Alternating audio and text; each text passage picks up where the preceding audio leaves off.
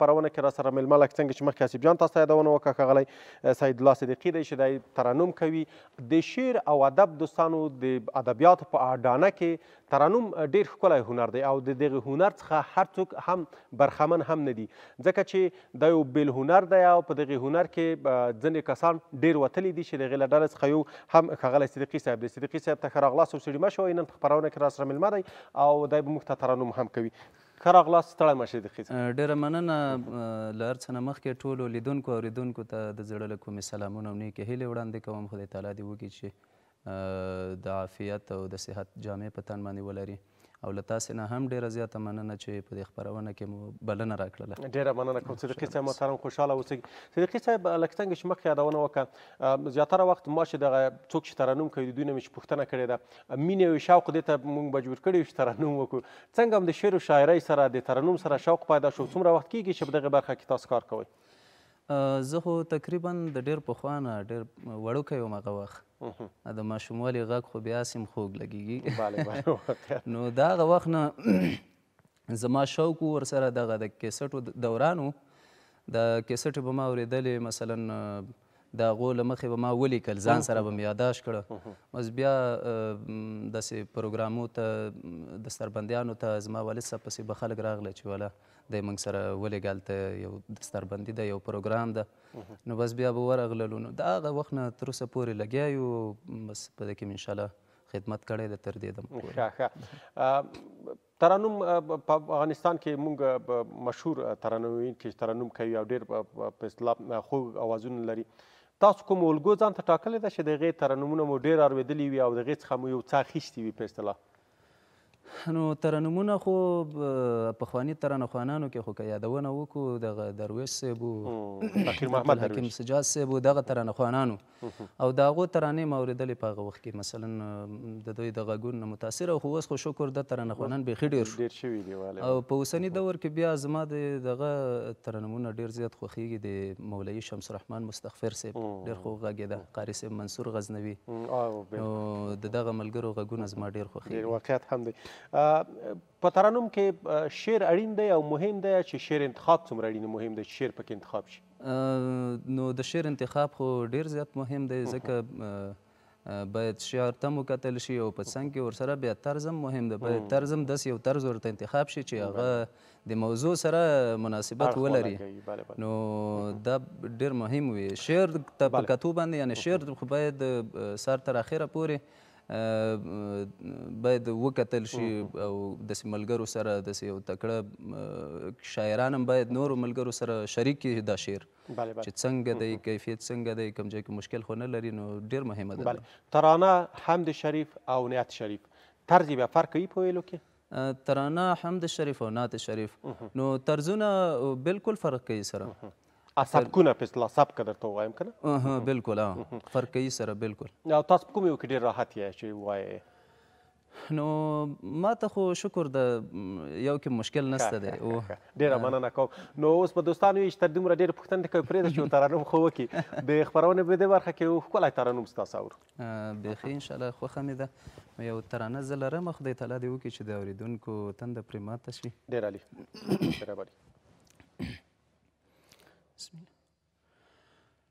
ازادۍ غېږه پرانستې رغوي داغلي زړونه، ازادۍ غېږه پرانستې رغوي داغلي زړونه، کړو ادا به نوره یو یو قضا شوي دیدنونه، کړو ادا به نوره یو یو قضا شوي دیدنونه. د خوښیو څرک څرګند شو سپین سهار له خندا شین دی، مازدیګر له ښکلا برېښي د لمر خال یې پر جبین دی، د سپرلي لمن ترې ډکه په هر خوا شیندې ګلونه، د سپرلي لمن ترې ډکه په هر خوا شیندې ګلونه، کړو ادا به نوره یو یو قضا شوي دیدنونه، کړو ادا به نوره یو یو قضا شوي دیدنونه. هیلې ټولې وې ناهیلې د ارمان وزرونه مات وو له مسکا نه مرور وو امیدونه مو میرات وو اوس د کړس کړس خندا وار دی نور په ویر سر دی غمونه کړو ادا به نوره یو یو قضا شوي دیدنونه کړو ادا به نوره یو یو قضا شوي دیدنونه ازادۍ غېږه پرانستې رغوي داغلي زړونه کړو ادا به نوره یو یو قضا شوي دیدنونه له خوږو نه و بې برخې زخمي ستوني کې اواز و بس منزل د فراقت و تری تنبه یې هر ساز و لر او بر وینم آباد شول د یارانو مجلسونه لر او بر وینم آباد شول د یارانو مجلسونه کړو ادا به نوره یو یو قضا شوي دیدنونه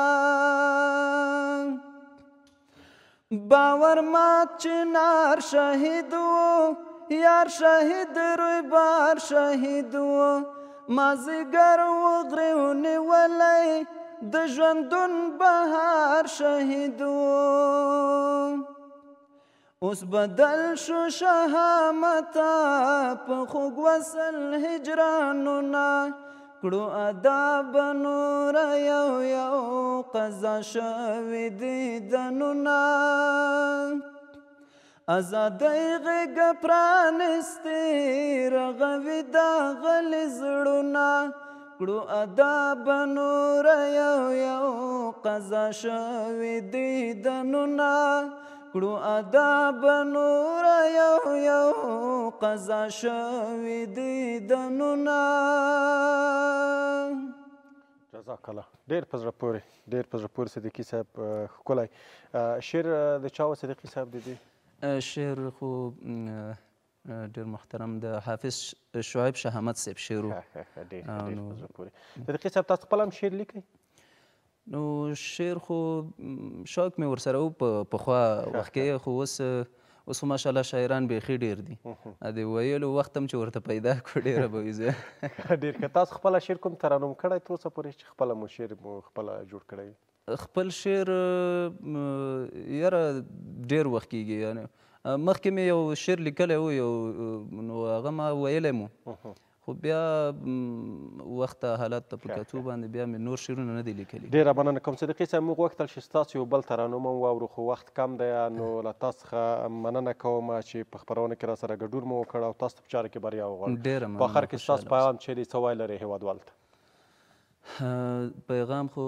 ټولو هېوادوالو ته زما دا دی چې راځئ که هغه فارسیوان ده که پښتون ده که تاجک ده که هزاره ده ټول په ګډه سره خپل ګران هیواد افغانستان ته کار وکړو او په اخلاص او په صداقت سره په خپل مسؤلیت او په خپله وظیفه کې اخلاص او صداقت نه کار واخلو ډېره مننه کوم قدرمن سعدالله صدیقي چې زموږ سره خپرونه کې ګډون وکړ تاسو په چاره کې بریا وغواړو خوشحاله اوسئ